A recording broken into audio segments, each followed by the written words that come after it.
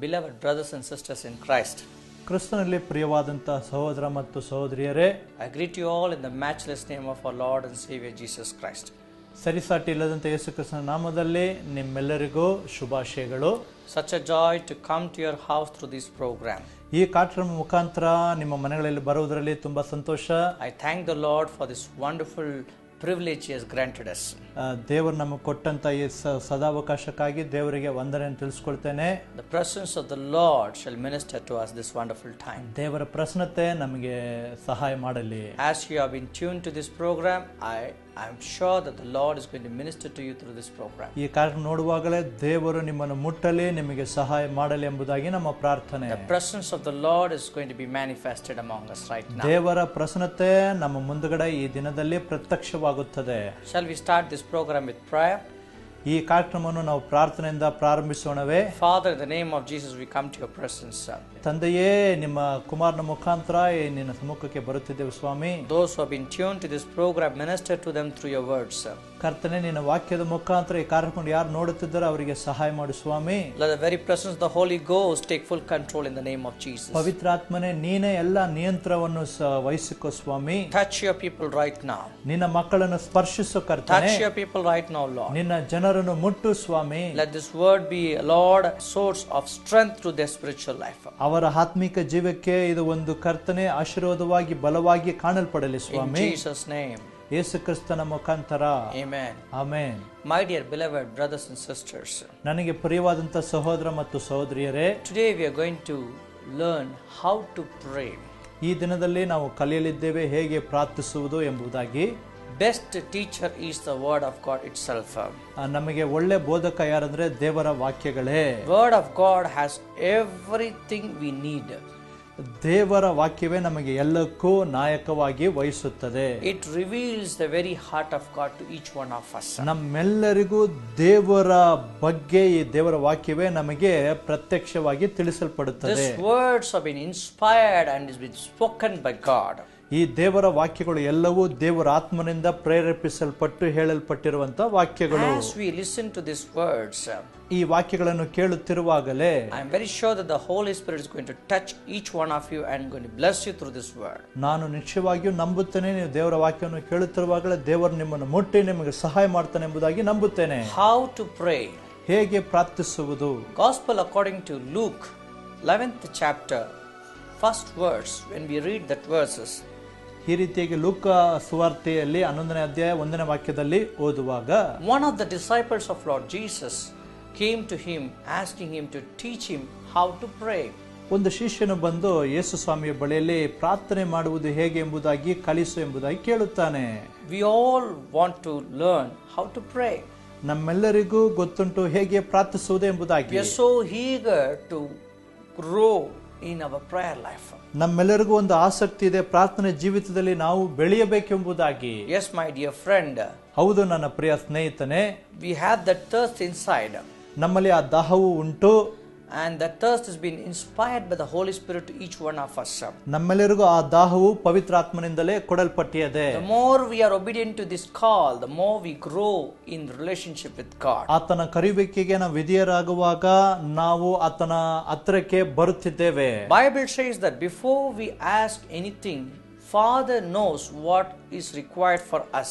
ನಾವು ಕೇಳುವುದಕ್ಕೆ ಮುನ್ನವಾಗಿಯೇ ತಂದೆಯಾದ ದೇವರಿಗೆ ಏನು ಬೇಕು ಎಂಬುದಾಗಿ ಗೊತ್ತುಂಟು. He knows what we are going to ask him. ಆತನಿಗೆ ಗೊತ್ತು ನಾವೇನು ಆತನ ಬಳಿಯಲ್ಲಿ ಕೇಳುತ್ತೇವೆ ಎಂಬುದಾಗಿ. Then why should we pray?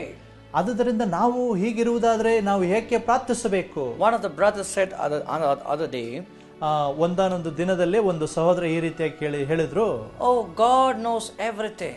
ದೇವರಿಗೆ ಎಲ್ಲವೂ ಗೊತ್ತು. There is no need for me to pray. ಹಂಗಂದ್ರೆ ನನಗೆ ಅವಶ್ಯಕತೆ ಇಲ್ಲ ಪ್ರಾರ್ಥನೆ ಮಾಡುವುದು. Because before my praying, He knows what I'm going to ask. ಹಂಗಂದ್ರೆ ನಾನು ಪ್ರಾರ್ಥನೆ ಮಾಡುವುದಕ್ಕೆ ಮುನ್ನವಾಗಿ ದೇವರಿಗೆ ಎಲ್ಲವೂ ಗೊತ್ತಿದೆಯಲ್ಲ, ಆದ್ರಿಂದ ನಾನು ಪ್ರಾರ್ಥನೆ ಮಾಡುವಂತ ಅವಶ್ಯಕತೆ ಇಲ್ಲ. Then why should I pray? ನಾನು ಯಾತಕ್ಕಾಗಿ ಪ್ರಾರ್ಥಿಸಬೇಕು? My dear beloved, ನನಗೆ ಪ್ರಿಯವಾದವರೇ, Bible says ಸತ್ಯವೇದ ಹೇಳುತ್ತದೆ, prayer builds relationship with God. ಪ್ರಾರ್ಥನೆ ದೇವರಿಗೂ ನಮಗೂ ಒಂದು ಸಂಬಂಧವನ್ನು ಕಲ್ಪಿಸುತ್ತದೆ. Prayer is communing with God.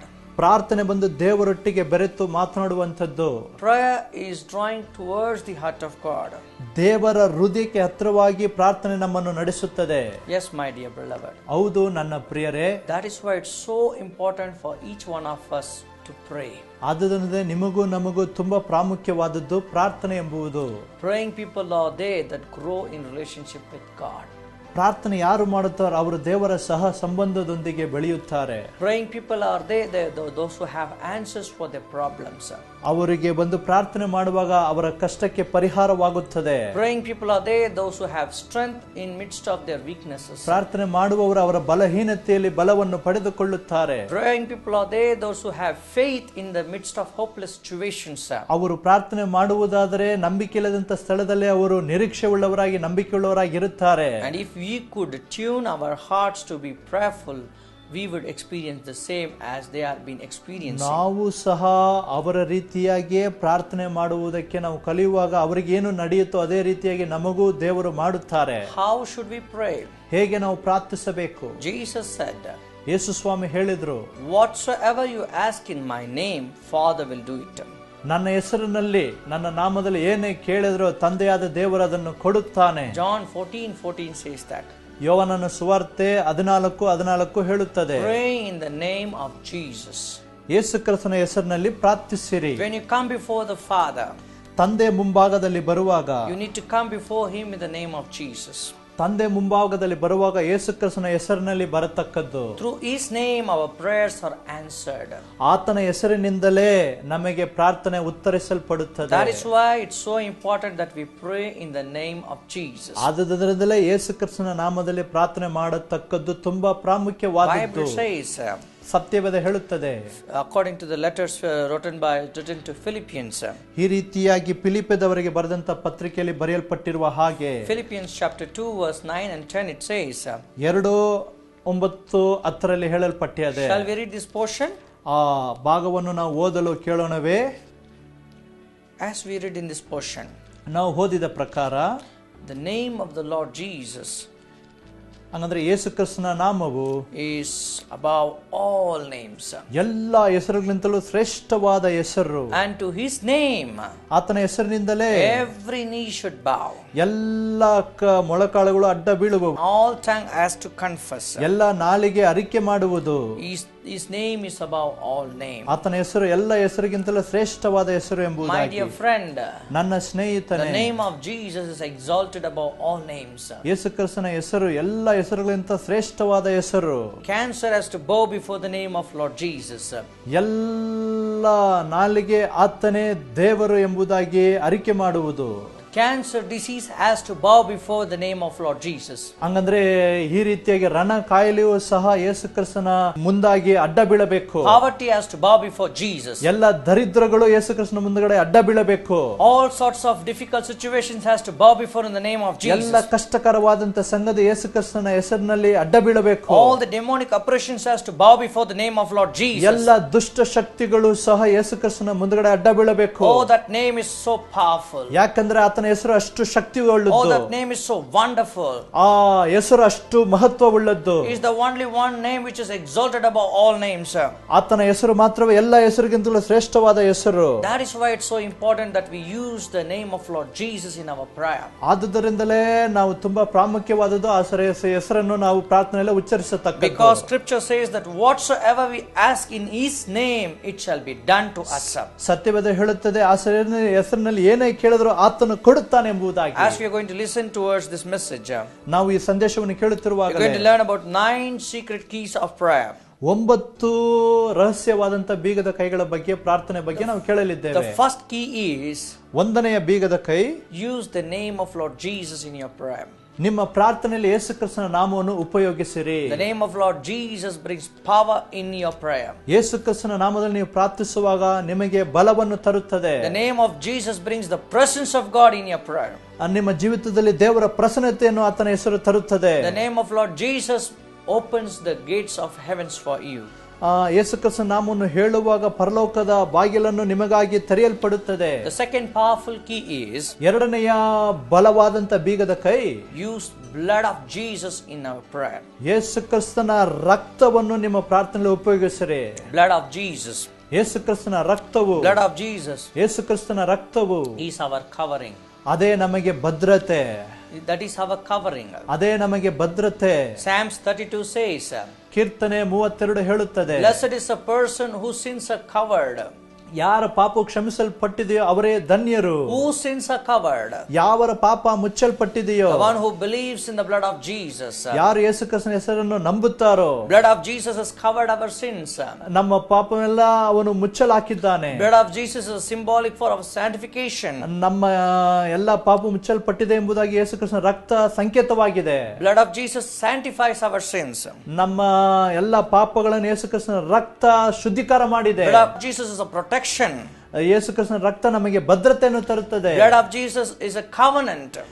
ಯೇಸು ಕ್ರಿಸ್ತನ ರಕ್ತ ನಮಗೆ ಒಂದು ಒಪ್ಪಂದ ಮಾಡಿಕೊಂಡಿದೆ. That is why it's so important that we use blood of Jesus in our prayer. ಆದುದರಿಂದಲೇ ತುಂಬಾ ಪ್ರಾಮುಖ್ಯವಾದದ್ದು ನಮ್ಮ ಪ್ರಾರ್ಥನೆಯಲ್ಲಿ ಈ ರೀತಿಯಾಗಿ ರಕ್ತವನ್ನು, ಯೇಸು ಕ್ರಿಸ್ತನ ರಕ್ತವನ್ನು ಉಚ್ಚಾರಣೆ ಮಾಡಬೇಕು. When you pray, ನಾವು ಪ್ರಾರ್ಥಿಸುವಾಗ, speaking about the blood of Jesus, ಯೇಸು ಕ್ರಿಸ್ತನ ರಕ್ತವನ್ನು ಮಾತನಾಡುವಾಗ, it covers, ಅದು ನಮ್ಮನ್ನು ಸುಭದ್ರವಾಗಿ it ಮುಚ್ಚಿಕೊಳ್ಳುತ್ತದೆ, sanctifies, ಅದು ನಮ್ಮನ್ನು ಶುದ್ಧಿ it ಮಾಡುತ್ತದೆ, protects.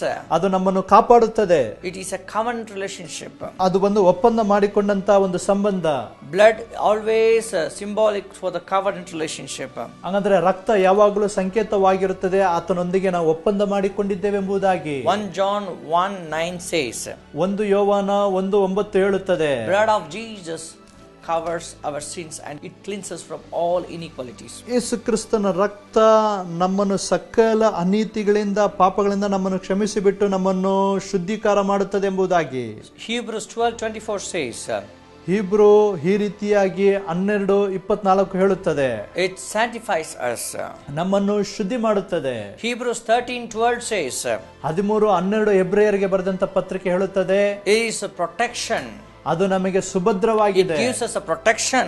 ಆ ರಕ್ತ ನಮಗೆ ಸುಭದ್ರವಾಗಿದೆ. Hebrews 13:20 says, ಈ ರೀತಿಯಾಗಿ 13:20 ಹೇಳುತ್ತದೆ ಹೆಬ್ರಿಯರಿಗೆ, it is symbolic for our covenant with God. ಅದು ದೇವರೊಟ್ಟಿಗೆ ನಾವು ಮಾಡಿಕೊಂಡಿರುವಂತಹ ಒಪ್ಪಂದಕ್ಕೆ ಸಂಕೇತವಾಗಿದೆ. That is why we pray speaking about the blood of Jesus. ಆದ್ರಿಂದಲೇ ನಾವು ಪ್ರಾರ್ಥನೆ ಮಾಡುವಾಗ ಯೇಸು ಕ್ರಿಸ್ತನ ರಕ್ತವನ್ನು ಉಚ್ಚಾರಣೆ ಮಾಡುತ್ತೇವೆ. The moment you speak about the blood of Jesus, ನೀವು ಈಗಲೇ ಯೇಸು ಕ್ರಿಸ್ತನ ರಕ್ತವನ್ನು ಮಾತನಾಡುವಾಗ it brings protection from heaven. ಅದು ಪರಲೋಕದಿಂದ ನಮಗೆ ಸುಭದ್ರ ಕೋಟೆಯಾಗಿರುತ್ತದೆ. It brings sanctification. ಅದು ನಮಗೆ ಶುದ್ಧೀಕರ ಮಾಡುತ್ತದೆ. It brings deliverance. ಅದು ನಮಗೆ ಬಿಡುಗಡೆಯನ್ನು ತರುತ್ತದೆ. Amen. Amen. Praise be to God. ದೇವರಿಗೆ ಸ್ತೋತ್ರ ಉಂಟಾಗಲಿ. Third key, ಮೂರನೆಯ ಬೀಗದ ಕೈ, Romans 8:26 says, 8:26 ರೋಮಾಪುರದವರಿಗೆ ಬರೆದಂತ ಪತ್ರಿಕೆ ಹೇಳುತ್ತದೆ, Holy Spirit leads us in prayer. ಪವಿತ್ರ ಆತ್ಮನು ನಮ್ಮನ್ನು ಪ್ರಾರ್ಥನೆಯಲ್ಲಿ ನಡೆಸುತ್ತಾನೆ. One of the important roles of the Holy Spirit is to lead us in prayer. ಪವಿತ್ರಾತ್ಮನಿಗೆ ಮುಖ್ಯವಾದಂತ ಕೆಲಸ ಏನಂದ್ರೆ ನಮ್ಮನ್ನು ಪ್ರಾರ್ಥನೆ ಮಾಡುವುದಕ್ಕೆ ಆಸಕ್ತಿ ಮಾಡುತ್ತದೆ. Without the help of the Holy Spirit, ಪವಿತ್ರಾತ್ಮನ ಸಹಾಯವಿಲ್ಲದೆ it's so difficult to pray. ನಾವು ಪ್ರಾರ್ಥನೆ ಮಾಡುವುದು ತುಂಬಾ ಕಷ್ಟ. Shall we all read that portion from Romans 8:26? ನಾವೆಲ್ಲರೂ ಓದಿಕೊಳ್ಳನವೇ? ರೋಮ 8:26, ಹೀಗೆ ಪವಿತ್ರಾತ್ಮನು ಸಹ ನಮ್ಮ ಆಸಕ್ತಿಯನ್ನು ನೋಡಿ ಸಹಾಯ ಮಾಡಿ, ಹಾಗಾದರೆ ನಾವು ತಕ್ಕ ಪ್ರಕಾರ ಏನು ಬೇಡಿಕೊಳ್ಳಬೇಕೋ ಎಂಬುದು ನಮಗೆ ಗೊತ್ತಿಲ್ಲವಾದ್ದರಿಂದ ಪವಿತ್ರಾತ್ಮನು ತಾನೇ ಮಾತಿಲ್ಲದ ನರಳಾಟದಿಂದ ನಮಗೋಸ್ಕರ ಬೇಡಿಕೊಳ್ಳುತ್ತಾನೆ. In English, ಆಂಗ್ಲ ಭಾಷೆಯಲ್ಲಿ, as we read these verses, ನಾವು ಈ ವಾಕ್ಯವನ್ನು ಓದಿದ ಪ್ರಕಾರ Holy Spirit helps us to pray. ಪವಿತ್ರಾತ್ಮನು ನಮಗೆ ಪ್ರಾರ್ಥಿಸುವುದನ್ನು ಕಲಿಸಿಕೊಡ್ತಾನೆ. He helps us to pray. ನಮಗೆ ಪ್ರಾರ್ಥನೆ ಮಾಡುವುದಕ್ಕೆ ಸಹಾಯ ಮಾಡ್ತಾನೆ. Without the help of the Holy Spirit, ಪವಿತ್ರಾತ್ಮನಿಲ್ಲದೆ it is so difficult to transport our prayer to heaven. ನಮ್ಮ ಪ್ರಾರ್ಥನೆಯನ್ನು ಪರಲೋಕಕ್ಕೆ ಕೊಂಡೊಯ್ಯುವುದು ಪವಿತ್ರಾತ್ಮನಿಲ್ಲದೆ ತುಂಬಾ ಕಷ್ಟಕರವಾದದ್ದು. That's why Bible says, ಆದ್ರಿಂದಲೇ ಸತ್ಯವೇದ ಹೇಳುತ್ತದೆ, the baptism of the Holy Ghost is so important. ಆದ್ರಿಂದಲೇ ಪವಿತ್ರಾತ್ಮನಿಂದ ದೀಕ್ಷಾಸ್ನಾನ ಪಡೆಯುವಂತದ್ದು ತುಂಬಾ ಅವಶ್ಯ. Acts chapter 2 says that.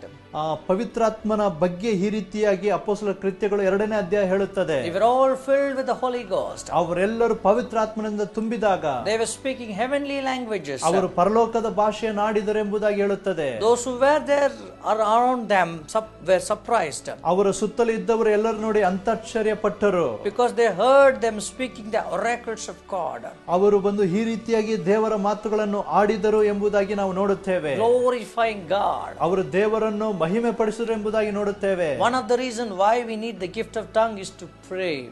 ಯಾಕೆ ನಮಗೆ ಅನ್ಯ ಭಾಷೆ ವರಗಳು ಬೇಕಂದ್ರೆ ಆತನನ್ನು ಜೊತೆಯಲ್ಲಿ ಮಾತನಾಡುವುದಕ್ಕಾಗಿ. Holy Spirit helps us to pray in heavenly language. ಪವಿತ್ರಾತ್ಮನು ನಮಗೆ ಪರಲೋಕದ ಭಾಷೆಯನ್ನು ಆಡುವುದಕ್ಕೆ ನಮಗೆ ಸಹಾಯ ಮಾಡ್ತಾನೆ. 1 Corinthians chapter 14 verse 1 to 3 says that. 1 ಕೊರಿಂಥಿ 14:1-3 ಹೇಳಲ್ಪಡುತ್ತದೆ. Those who speak in tongues speak to the Lord.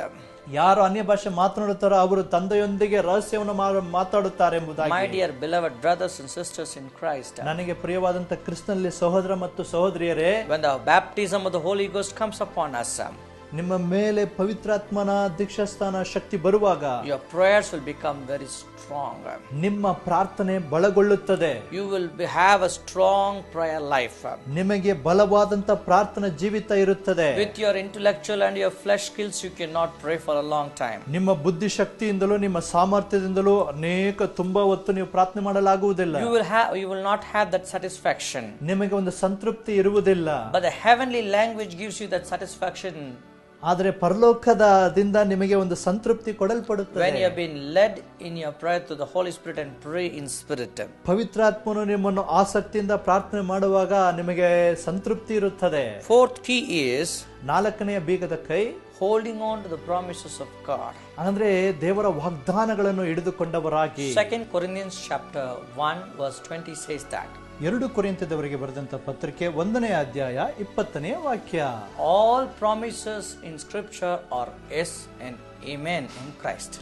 ನಿಶ್ಚಯವಾಗಿಯೂ ದೇವರ ವಾಗ್ದಾನಗಳು ಎಷ್ಟಾದರೂ ಕ್ರಿಸ್ತನಲ್ಲಿ ದೃಢವಾಗುತ್ತದೆ. Bible is full of promises of God. ದೇವರ ವಾಕ್ಯಗಳು ಎಲ್ಲವೂ ವಾಗ್ದಾನವಾಗಿ ಕೊಡಲ್ಪಟ್ಟಿದೆ. And all these promises is for you and me. ಎಲ್ಲವೂ ನಿಮಗಾಗಿ ನನಗಾಗಿ ಕೊಡಲ್ಪಟ್ಟಿದೆ. We become the partakers of this promise through Christ. ನಾವು ಈ ರೀತಿಯಾಗಿ ಎಲ್ಲದರಲ್ಲೂ ಕ್ರಿಸ್ತನೊಂದಿಗೆ ಸಹಭಾಗಿಯಾಗಿದ್ದೇವೆ ಎಂಬುದಾಗಿ. My dear beloved brothers and sisters, ನನಗೆ ಪ್ರಿಯವಾದಂತ ಸಹೋದರ ಮತ್ತು ಸಹೋದರಿಯರೇ, we do not read these promises more. ನಾವು ಈ ವಾಗ್ದಾನಗಳನ್ನು ತುಂಬಾ ಓದುವುದಿಲ್ಲ. That is why we are not able to understand. ಆದ್ದರಿಂದಲೇ ನಾವು ಅರ್ಥ ಮಾಡಿಕೊಳ್ಳಲಾಗುವುದಿಲ್ಲ. If the more we read the scriptures, ನಾವು ತುಂಬಾ ದೇವರ ವಾಕ್ಯವನ್ನು ಓದುವಾಗ the more we understand what God has for us. ನಾವು ದೇವರು ನಮಗಾಗಿ ಏನು ಇಟ್ಟಿದ್ದಾರೆ ಎಂಬುದಾಗಿ ತಿಳಿದುಕೊಳ್ಳುವಾಗ, start praying about the promises, ನಾವು ಅದಕ್ಕಾಗಿ ನಾವು ಪ್ರಾರ್ಥನೆ ಮಾಡುವಾಗ ವಾಗ್ದಾನಕ್ಕಾಗಿ, all that promises becomes yes and amen in Christ for us. ಎಲ್ಲ ವಾಗ್ದಾನಗಳು ಕ್ರಿಸ್ತೇಸುವಿನಲ್ಲಿ ಹೌದೆಂದು ಆಮೆನ್ ಎಂಬುದಾಗಿ ಕೊಡಲ್ಪಡುತ್ತದೆ. Hallelujah. Hallelujah. Joyce Meyer once testified like this. Joys mayor ಅವರು ಒಂದು ಸಲ ಈ ರೀತಿಯಾಗಿ ಸಾಕ್ಷಿ ಹೇಳಿದರು. She kept on confessing, proclaiming the promises of God every day morning in her life. ಅವರು ಪ್ರತಿದಿನ ಜೀವಿತದಲ್ಲಿ ಬೆಳಗ್ಗೆ ಪ್ರತಿದಿನ ದೇವರ ವಾಗ್ದಾನಗಳನ್ನು ಎಡಬಿಡದೆ ಹೇಳುತ್ತಲೇ ಇದ್ದರು. After a short time, ಅವರು ಸ್ವಲ್ಪ ಕಾಲ ನಂತರ she saw that everything she was confessing came true in her life. ಅವರು ಯಾವುದನ್ನು ಅವರು ವಾಗ್ದಾನಗಳನ್ನು ಅರಿಕೆ ಮಾಡಿದರೋ ಅವರ ಜೀವಿತದಲ್ಲಿ ಹಾಗೆಯೇ ನಡೆಯಲ್ಪಟ್ಟಿತು ಎಂಬುದಾಗಿ ಹೇಳಿದರು. God's promises are trustworthy. ದೇವರ ವಾಗ್ದಾನಗಳು ನಂಬತಕ್ಕದ್ದು. He never gives us a fake promises. ಅವರು ಯಾವಾಗಲೂ ಸುಳ್ಳನ್ನು ಹೇಳುವುದಿಲ್ಲ. He never changes. ಅವರು ಬದಲಾಗುವುದಿಲ್ಲ. He is same yesterday, today and forever. ಆತನು ಇವತ್ತು ಯಾವತ್ತು ಬದಲಾಗದೇ ಇರುವಂತ ದೇವರು. That is why it's so important for us to know about the promises of God. ಆದುದರಿಂದಲೇ ದೇವರ ವಾಗ್ದಾನವನ್ನು ತಿಳಿದುಕೊಳ್ಳುವಂತದ್ದು ನಮಗೆ ಅವಶ್ಯವಾದದ್ದು. Pray to God holding that promises. ದೇವರೊಟ್ಟಿಗೆ ಪ್ರಾರ್ಥಿಸಿ ದೇವರ ವಾಗ್ದಾನವನ್ನು ಹಿಡಿದುಕೊಳ್ಳಬೇಕು. This promises is for you. ಈ ವಾಗ್ದಾನಗಳು ನಿಮಗಾಗಿಯೇ. This promises is for your family. ಆ ವಾಗ್ದಾನಗಳು ನಿಮ್ಮ ಕುಟುಂಬಕ್ಕಾಗಿ. This promises is for our nation. ಅದು ಆ ವಾಗ್ದಾನಗಳು ನಮ್ಮ ದೇಶಕ್ಕಾಗಿ. It applies for all of us. ಇದು ನಮ್ಮೆಲ್ಲರಿಗಾಗಿ ಕೊಡಲ್ಪಟ್ಟಿರುತ್ತದೆ. Hallelujah. Hallelujah. It brings prosperity. ಅದು ನಮಗೆ ಸಮೃದ್ಧಿಯನ್ನು ತರುತ್ತದೆ. It brings the very heart of God in our life. ಅದು ದೇವರಿಗೆ ಮೆಚ್ಚುಗೆಯಾಗಿ ನಮ್ಮನ್ನು ಮಾಡಿಬಿಡುತ್ತದೆ. Hallelujah. Hallelujah. Hallelujah. Hallelujah. Fifth key is, ಐದನೆಯ ಬೀಗದ ಕೈ, pray using the word of God. ದೇವರ ವಾಕ್ಯಗಳನ್ನು ಬಳಸಿಕೊಳ್ಳಬೇಕು. Bible says, ಸತ್ಯವೇದ ಹೇಳುತ್ತದೆ, God's words never change. ದೇವರ ವಾಕ್ಯ ಬದಲಾಗುವುದಿಲ್ಲ. God's word has a life. ದೇವರ ವಾಕ್ಯಕ್ಕೆ ಜೀವ ಉಂಟು. It never returns empty. ಅದು ಯಾವಾಗಲೂ ಸುಮ್ಮನೆ ಹಿಂದಿರುಗುವುದಿಲ್ಲ. It does its purpose. ಅದು ತನ್ನ ಉದ್ದೇಶವನ್ನು ಯಾತಕ್ಕಾಗಿ ಕಳಿಸಲ್ಪಟ್ಟಿತೋ ಅದು ನೆರವೇರಿಸುತ್ತದೆ. For what it has been sent, it fulfills that purpose. ಅದು ಯಾತಕ್ಕಾಗಿ ಕಳಿಸಲ್ಪಟ್ಟಿತೋ ಆ ಉದ್ದೇಶವನ್ನು ನೆರವೇರಿಸುತ್ತದೆ. Our prayer should be filled with the word of God. ನಮ್ಮ ಪ್ರಾರ್ಥನೆ ಯಾವಾಗಲೂ ದೇವರ ವಾಕ್ಯದಿಂದ ತುಂಬಿರಬೇಕು. Because God's word opens the heavenly realms for us. ದೇವರ ವಾಕ್ಯಗಳು ಪರಲೋಕದ ದ್ವಾರಗಳನ್ನು ತೆರೆಯುತ್ತದೆ. The more you keep the word of God and keep praying, you will taste miracles happening in your life. ನೀವು ದೇವರ ವಾಕ್ಯವನ್ನು ಇಟ್ಟು ಪ್ರಾರ್ಥನೆ ಮಾಡುವಾಗ ನಿಮ್ಮ ಜೀವಿತದಲ್ಲಿ ಅದ್ಭುತಗಳು ನಡೆಯುತ್ತದೆ. Yes, my dear beloved. ಹೌದು ನನ್ನ ಪ್ರಿಯವಾದವರೇ. So important to know the word of God. ದೇವರ ವಾಕ್ಯವನ್ನು ತಿಳಿಯತಕ್ಕದ್ದು ತುಂಬಾ ಪ್ರಾಮುಖ್ಯವಾದದ್ದು. That is why we need to sit and read this word of God. ಆದ್ರಿಂದ ಕುಳಿತುಕೊಂಡು ದೇವರ ವಾಕ್ಯವನ್ನು ಓದತಕ್ಕದ್ದು. Because every word mentioned here has a life. ಯಾಕಂದ್ರೆ ಒಂದೊಂದು ವಾಕ್ಯವು ಜೀವ ಇದೆ ಎಂಬುದಾಗಿ ಬರೆಯಲ್ಪಟ್ಟಿದೆ. Every word has a life. ಎಲ್ಲ ಪ್ರತಿಯೊಂದು ವಾಕ್ಯಕ್ಕೂ ಜೀವ ಉಂಟು ಎಂಬುದಾಗಿ. The moment you speak this word of life, ಈಗಲೇ ನೀವು ಈ ದೇವರ ವಾಕ್ಯವನ್ನು ಓದುವಾಗ the power of God comes alive in your life. ದೇವರ ಶಕ್ತಿ ನಿಮ್ಮ ಮೇಲೆ ಇಳಿಯುತ್ತದೆ. Amen. Amen. Sixth key is, ಆರನೆಯ ಬೀಗದ ಕೈ. We will come to know about the sixth key and seventh key and eighth, ninth key in the following next message. ನಮಗೆ 6, 7, 8, 9 ನಮಗೆ ನಂತರ ಬರುವಂತ ಸಂದೇಶಗಳಲ್ಲಿ ಕೇಳಲಿದ್ದೇವೆ. Keep tuned to this series of how to pray. ನೀವು ನಂತರ ಮುಂಬರುವ ದಿನಗಳಲ್ಲಿ ನೀವು ಚಾನೆಲ್ ಬದಲಾಯಿಸದೆ ಇದನ್ನು ನೀವು ನೋಡತಕ್ಕದ್ದು. I believe that the Lord will teach you through this program how to pray. ನಾನು ನಂಬುತ್ತೇನೆ ದೇವರು ಹೇಗೆ ಪ್ರಾರ್ಥನೆ ಮಾಡಬೇಕೆಂಬುದಾಗಿ ಇದರಲ್ಲಿ ಕಲಿಸಿಕೊಟ್ಟಿದ್ದಾನೆ ಎಂಬುದಾಗಿ. And the Lord shall minister to you through this program. ದೇವರು ಈ ಕಾರ್ಯಕ್ರಮದ ಮುಖಾಂತರ ನಿಮಗೆ ಸಹಾಯ ಮಾಡಲಿ, ಸೇವೆ ಮಾಡಲಿ. God bless you. ದೇವರು ನಿಮ್ಮನ್ನು ಆಶೀರ್ವದಿಸಲಿ. Now we are going to seek the presence of the Lord. ಈಗ ದೇವರ ಪ್ರಸನ್ನತೆಯನ್ನು ಹುಡುಕಲಿದ್ದೇವೆ. Now we are going to pray. ನಾವೀಗ ಪ್ರಾರ್ಥನೆ ಮಾಡಲಿದ್ದೇವೆ. Those who are very eager to grow in prayer life. ದೇವರ ಪ್ರಾರ್ಥನೆಯಲ್ಲಿ ಬೆಳೆಯಬೇಕೆಂಬುದ ಕುತೂಹಲದಿಂದಿರುವವರಿಗಾಗಿ ಮಾತಾಡ್ತೇನೆ. Those who have a thirst in their heart to draw closer to God. ಯಾರಿಗೆ ಈ ರೀತಿಯಾಗಿ ದೇವರ ಹತ್ತಿರಕ್ಕೆ ಬರಬೇಕೆಂಬುದಾಗಿ ದಾಹವಿದೆಯೋ, now you can kneel down and pray with me. ಅಂತವರು ಈಗ ಮೊಳಕಾಲೂರಿ ನನ್ನೊಟ್ಟಿಗೆ ಸೇರಿ ಪ್ರಾರ್ಥನೆ ಮಾಡಿ. Thank you, Holy Ghost. ವಂದನೆ ಪವಿತ್ರಾತ್ಮನೇ. Thank you, Lord. ವಂದನೆ ಸ್ವಾಮಿ. I pray for Lord brothers and sisters who are watching this program. ಈ ಕಾರ್ಯಕ್ರಮ ನೋಡುತ್ತಿರುವಂತ ನನ್ನ ಸಹೋದರ ಸಹೋದರಿಗಾಗಿ ಪ್ರಾರ್ಥಿಸುತ್ತೇನೆ. Touch them, Lord. ಅವರನ್ನು ಮುಟ್ಟು ಕರ್ತನೆ. Baptize them with the Holy Ghost. ಅವರನ್ನು ಕರ್ತನೆ ದೀಕ್ಷಾ ಸ್ನಾನ ಮಾಡು ಪವಿತ್ರಾತ್ಮನಿಂದ. Fill them with the heavenly language. ಅವರನ್ನು ಕರ್ತನೆ ಪರಲೋಕದ ಭಾಷೆಯಿಂದ ತುಂಬಿಸು. Transform their lives. ಅವರ ಜೀವಿತವನ್ನು ರೂಪಾಂತರಗೊಳಿಸು. All sorts of temptations will be broken. Power of temptation will be broken in their lives. ನಾವೆಲ್ಲ ಕರ್ತನೆ ದುಷ್ಟ ಶೋಧನೆಗಳಿಂದ ಮುರಿಯುತ್ತೇವೆ. All sorts of evil thoughts will be broken in the name of Jesus. ಎಲ್ಲ ಕರ್ತನೆ ದೇವರಿಗೆ ಇಷ್ಟವಿಲ್ಲದಂತ ಎಲ್ಲ ಆಲೋಚನೆಯನ್ನು ಮುರಿಯುತ್ತೇವೆ. Curses be broken in the name of Jesus. ನಾವು ಯೇಸು ಕ್ರಿಸ್ತನ ನಾಮದಲ್ಲಿ ಎಲ್ಲ ಶಾಪವನ್ನು ಮುರಿಯುತ್ತೇವೆ. All types of sicknesses right now disappear. ಈಗಲೇ ಎಲ್ಲ ತರವಾದಂತ ರೋಗಗಳು ಕಣ್ಮರೆಯಾಗಲಿ. In the name of Jesus. ಯೇಸು ಕ್ರಿಸ್ತನ ನಾಮದಲ್ಲಿ. In the name of Jesus. ಯೇಸು ಕ್ರಿಸ್ತನ ನಾಮದಲ್ಲಿ. I speak healing. ನಾನು ಈಗ ಹೇಳುತ್ತೇನೆ ಬಿಡುಗಡೆಯಾಗಲಿ. I speak deliverance. ಅವರಿಗೆ ಬಿಡುಗಡೆಯಾಗಲಿ. I speak miracle. ಅವರಿಗೆ ಅದ್ಭುತ ಆಗಲಿ. I speak prosperity. ಅವರಿಗೆ ಸಮೃದ್ಧಿಯಾಗಲಿ. In the mighty name of Jesus. ಶಕ್ತಿಯುತವಾದಂತ ಯೇಸು ಕ್ರಿಸ್ತನ ನಾಮದಲ್ಲಿ. In the powerful name of Lord Jesus. ಬಲವಾದಂತ ಯೇಸು ಕ್ರಿಸ್ತನ ನಾಮದಲ್ಲಿ. Let all the powers of witchcrafts and sorceries be broken. ಎಲ್ಲ ಮಂತ್ರ ಶಕ್ತಿಗಳು ಶಕುನಗಳು ಒಡೆಯಲ್ಪಡಲಿ. Fill your people, Lord. ನಿನ್ನ ಮಕ್ಕಳನ್ನು ತುಂಬಿಸು. Anoint your people, Lord. ಅವರನ್ನು ಅಭಿಷೇಕಿಸು. Deliver your people, Master. ನಿನ್ನ ಮಕ್ಕಳನ್ನು ಬಿಡಿಸು ಕರ್ತನೇ. Thank you for miracles. ನೀನು ಅದ್ಭುತ ಮಾಡಿದಕ್ಕಾಗಿ ಸ್ತೋತ್ರ. Thank you for healing. ಈಗಲೇ ಅದು ಸೌಖ್ಯಪಟ್ಟಿದ್ದಕ್ಕಾಗಿ Thank you for your very presence. ನಿನ್ನ ಪ್ರಸನ್ನತೆಗಾಗಿ ಸ್ತೋತ್ರ. Thank you, Jesus. ವಂದನೆ ಯೇಸು ಸ್ವಾಮಿ. We give you all the glory and praise. ನಿಮಗೆ ಸ್ತೋತ್ರ ಮತ್ತು ಮಹಿಮೆ. In Jesus' name. ಯೇಸು ಕ್ರಿಸ್ತನ ನಾಮದಲ್ಲಿ. Amen. Amen. Amen. Amen. The power of God is touching you right now. ಈಗಲೇ ದೇವರ ಶಕ್ತಿ ನಿಮ್ಮನ್ನು ಮುಟ್ಟಿತ್ತು. The power of God is touching you. ದೇವರ ಶಕ್ತಿ ನಿಮ್ಮನ್ನು ಮುಟ್ಟುತ್ತಾ ಇದೆ. There is deliverance happening. ಈಗಲೇ ಅದ್ಭುತಗಳು ನಡೆಯುತ್ತಿವೆ. Miracles happening. ಈಗಲೇ ಅದ್ಭುತಗಳು ನಡೆಯುತ್ತಿವೆ. Glory be to Jesus. ಯೇಸು ಕ್ರಿಸ್ತನಲ್ಲಿ ನಿಮಗೆ ಆಶೀರ್ವಾದ. Glory be to Jesus. ಯೇಸು ಕ್ರಿಸ್ತನ ನಾಮದಲ್ಲಿ ನಿಮಗೆ ಮಹಿಮೆ ಉಂಟಾಗಲಿ. Glory be to Jesus. ಯೇಸು ಕ್ರಿಸ್ತನ ನಾಮಕ್ಕೆ ಮಹಿಮೆ ಉಂಟಾಗಲಿ. Let the Lord raise you to the higher levels. ನಿಮ್ಮನ್ನು ಉನ್ನತ ಸ್ಥಿತಿಗೆ ದೇವರು ತರಲಿ. Keep watching this program. ಈ ಕಾರ್ಯಕ್ರಮ ನೋಡುತ್ತಲೇ ಇರಿ. And we are also very eagerly waiting for your prayer request. ನಿಮಗಾಗಿ ನಾವು ಬಂದು ಈ ರೀತಿಯಾಗಿ ಪ್ರಾರ್ಥನೆ ಮಾಡುವುದಕ್ಕಾಗಿ ಕಾದಿದ್ದೇವೆ. ನಿಮ್ಮ ವಿಜ್ಞಾಪನೆಯನ್ನು ಕಳಿಸಿಕೊಡ್ರಿ. Send us your prayer request. ನಿಮ್ಮ ಪ್ರಾರ್ಥನೆ ವಿಜ್ಞಾಪನೆಯನ್ನು ನಮಗೆ ಕಳಿಸಿಕೊಡ್ರಿ. We thank you so much for testifying about the good things you have been receiving through this program. ನಿಮ್ಮ ಜೀವಿತದಲ್ಲಿ ನೀವು ಪಡೆದುಕೊಂಡಂತ ಎಲ್ಲ ಮೇಲು ಶುಭ ಕಾರ್ಯಗಳನ್ನು ನಮಗೆ ನೀವು ಹಂಚಿಕೊಳ್ಳುವುದಕ್ಕಾಗಿ ನಿಮಗೆ ವಂದನೆ. May the Lord bless you all. ದೇವರು ನಿಮ್ಮನ್ನು ಆಶೀರ್ವದಿಸಲಿ. May the Lord raise you to the higher levels. ದೇವರು ನಿಮ್ಮನ್ನು ಉನ್ನತ ಸ್ಥಿತಿಗೆ ತರಲಿ. God bless you all. ದೇವರು ನಿಮ್ಮನ್ನು ಆಶೀರ್ವದಿಸಲಿ. And keep watching this program. ಈ ಕಾರ್ಯಕ್ರಮವನ್ನು ಮುಂದಕ್ಕೂ ನೀವು ನೋಡಿರಿ. If you are in this city, ನೀವು ಈ ಪಟ್ಟಣದಲ್ಲಿ ಇರುವುದಾದರೆ you can get in touch with us through our you might have seen that address and phone numbers in the screen. ನೀವು TV ಪರದೆ ಮೇಲೆ ನೋಡುತ್ತಿರುವಂತಹ ಅಡ್ರೆಸ್ಗೆ ನಮ್ಮೊಟ್ಟಿಗೆ ನೀವು ಸಂಪರ್ಕಗೊಳ್ಳಬಹುದು. May the Lord bless you. ದೇವರು ನಿಮ್ಮನ್ನು ಆಶೀರ್ವದಿಸಲಿ. May the Lord increase you more and more. ದೇವರು ನಿಮ್ಮನ್ನು ಅಭಿವೃದ್ಧಿಪಡಿಸಲಿ ಹೆಚ್ಚೆಚ್ಚಾಗಿ. Let the hand works of you be blessed. ನಿಮ್ಮ ಕೈಯಿನ ಪ್ರಯಾಸಗಳೆಲ್ಲವೂ ಆಶೀರ್ವದಿಸಲ್ಪಡಲಿ. Following week we will also go to the second part of this message. ಬರುವ ವಾರದಲ್ಲಿ ನಾವು ಎರಡನೇ ಭಾಗ ಪ್ರಾರ್ಥನೆ ಬಗ್ಗೆ ನೋಡಲಿದ್ದೇವೆ. We have been able to see 5 keys only out of 9. ನಾವು ಬಂದು 9ರಲ್ಲಿ 5 ಮಾತ್ರ ನಾವು ನೋಡಿದ್ದೇವೆ. So following week don't miss it to see the remaining. ನೀವು ಇನ್ನು ಮಿಕ್ಕಿದ್ದನ್ನು ನೋಡಲು ಮರೆಯಬೇಡಿರಿ. God bless you all. ದೇವರು ನಿಮ್ಮನ್ನು ಆಶೀರ್ವದಿಸಲಿ. Amen. ಆಮೆನ್.